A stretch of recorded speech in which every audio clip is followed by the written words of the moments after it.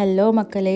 So நான் baby potato fry பண்ணியிருந்தேன். இது செஞ்சு ரொம்ப பெரிய தப்பு பண்ணிட்டேன். பிகாஸ் எனக்கே கொஞ்சோண்டு தான் கிடச்சிச்சு. ஸோ இந்த டேஸ்டியான பொட்டேட்டோ ஃப்ரை எப்படி பண்ணலான்னு பார்க்கலாம் வாங்க. இதில் வந்து ஒரு பேனில் வந்து நல்லெண்ணெய் தான் ஊற்றணும். ஸோ நல்லெண்ணெய் நல்லா ஹீட் ஆனதுக்கப்புறம் கடுகு, உளுத்தம்பருப்பு, கடலைப்பருப்பு எல்லாம் போட்டு தாளிச்சிக்கோங்க. ஒரு கை நிறைய கருவேப்பிலை அதில் போட்டுக்கோங்க. அதுக்கப்புறம் நான் வந்து ஃபுல்லாக பாயில் பண்ணி வச்சது தோல் உரித்த பேபி பொட்டேட்டோஸ் இதில் ஆட் பண்ணி அது சிம்மிலே கொஞ்சம் வதங்கட்டும்.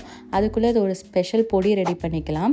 ஒரு மிக்ஸி ஜாரில் 4-5 வரமிளகா, அப்புறம் கை நிறைய கடலை, அது கூட வந்து 1 டீஸ்பூன் ஜீரகம், அப்புறம் ஒரு 4-5 பல் பூண்டு, 1 டீஸ்பூன் மிளகாய் பொடி, அதுக்கப்புறம் கொஞ்சம் உப்பு, கல் உப்பு ஆட் பண்ணி இதை நல்லா நான் கோர்ஸாக அரைச்சி எடுத்துக்கிறேன். நல்லா ஃபைன் பவுடராக அரைச்சி எடுத்துக்கிட்டு அந்த பேபி பொட்டேட்டோஸ் வந்து ஒரு 2 to 3 மினிட்ஸ் ஷாலோ ஃப்ரை ஆனாவே போதும். பிகாஸ் ஆல்ரெடி அது பாயில்டு தானே.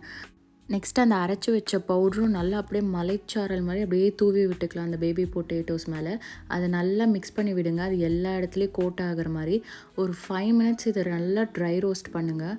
யம்மியான ஒரு பேபி பொட்டேட்டோ கறி ரெடி ஆகிடும். இது நீங்கள் கர்ட் ரைஸ், முக்கியமாக கீரை சாதம் கூட வச்சு சாப்பிடுங்க. டேஸ்டியாக இருக்கும்.